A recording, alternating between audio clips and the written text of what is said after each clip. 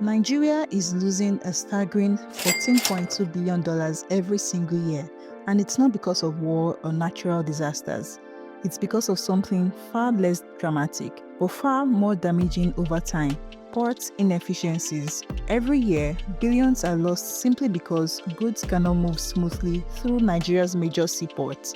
Delays, congestion, outdated systems, and bureaucratic bottlenecks have quietly turned the country's ports into one of the biggest economic problems we don't often talk about enough.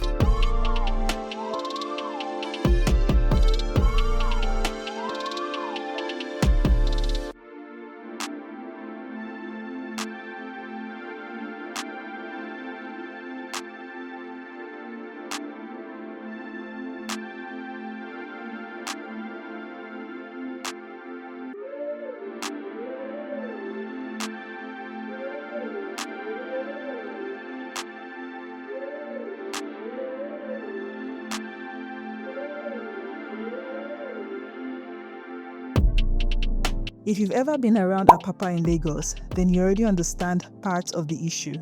Endless lines of trucks, stretching for miles, drivers stuck for days, sometimes weeks, just trying to pick up or deliver cargo.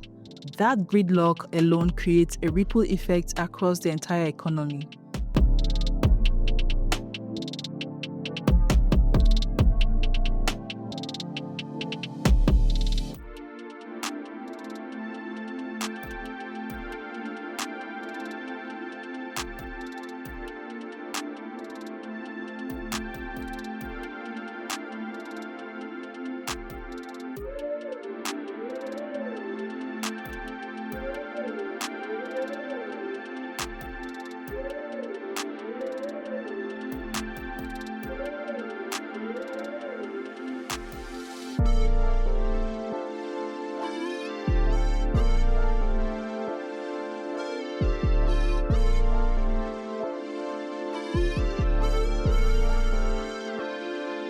At the Lagos Port Complex and Tinkan Island Port, cargo can sit for as long as 18 to 21 days before it is cleared.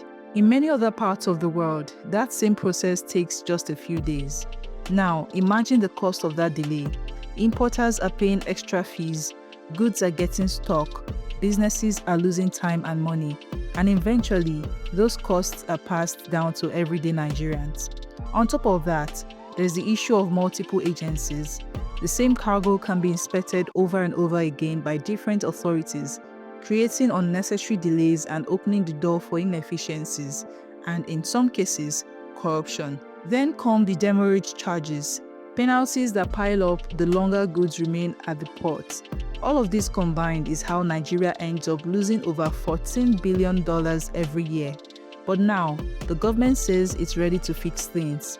During a recent engagement on March 19, 2026, during President Bola Ahmed Tinubu state visit, Nigeria secured a $999 million US deal through UK Export Finance, and the goal to modernize Nigeria's busiest ports, to improve efficiency and to reduce delays, as well as introducing a new digital system known as the National Single Window. The idea behind this system is simple but very powerful. Instead of multiple agencies operating separately with paperwork and manual processes, everything will be brought into one digital platform. In theory, this should reduce delays, eliminate duplication, and make the entire process faster and more transparent.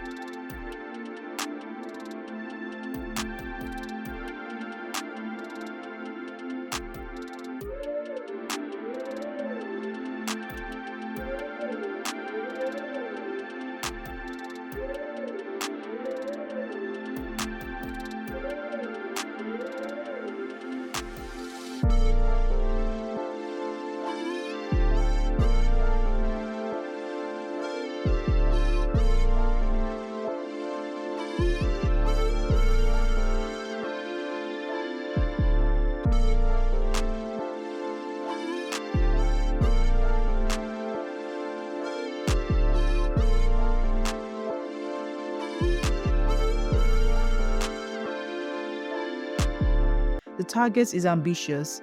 The government wants to reduce cargo dwell time to less than 7 days by the end of 2026.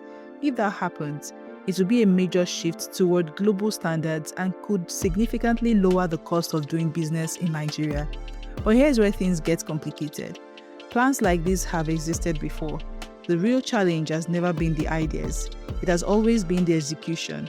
If the systems are not fully implemented, if corruption continues behind the scenes, or if agencies refuse to streamline their rules, then even the best infrastructure upgrades may not deliver the expected results.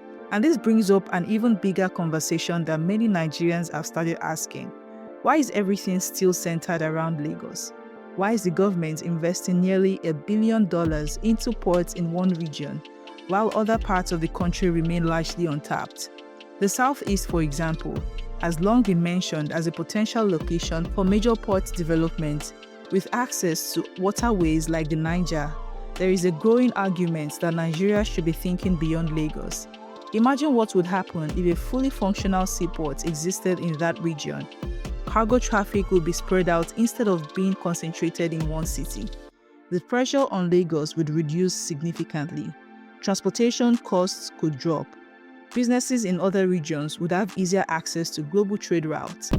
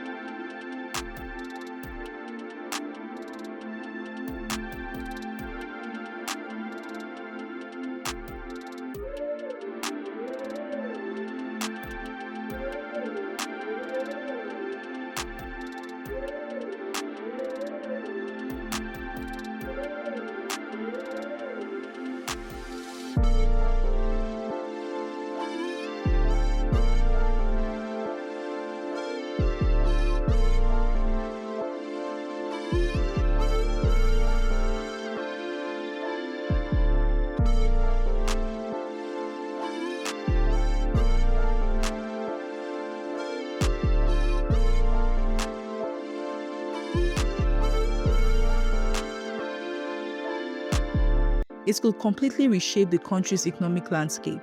But for now, that vision remains largely unrealized. There are reasons often mentioned: the high cost of building new ports, the need for supporting infrastructure like roads and railways, and the complexity of managing large-scale projects.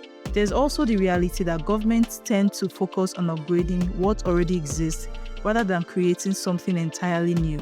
Still, the question remains: is Nigeria solving the root problem or just managing the symptoms? Because at its core, the issue is not just about infrastructure, it's about systems, coordination, and accountability. You can build bigger ports, install modern equipment, and introduce digital platforms, but if the underlying inefficiencies remain, the results may not change as much as expected. What Nigeria is attempting right now could be a turning point. If done right, it could reduce costs, improve trade, and make the country more competitive on a global scale. But if not properly executed, it risks becoming another ambitious plan that doesn't fully deliver. And maybe the real long-term solution is not just fixing Lagos, but expanding Nigeria's port network in a way that reflects the size and potential of the country. Because losing $14 billion every year is not just a statistic, it's a missed opportunity. An opportunity to build, to grow, and to transform the economy. So the question is simple: will this investment finally change the story of Nigeria's ports? Or are we going to be having this same conversation again in a few years? Let me know what you think in the comments.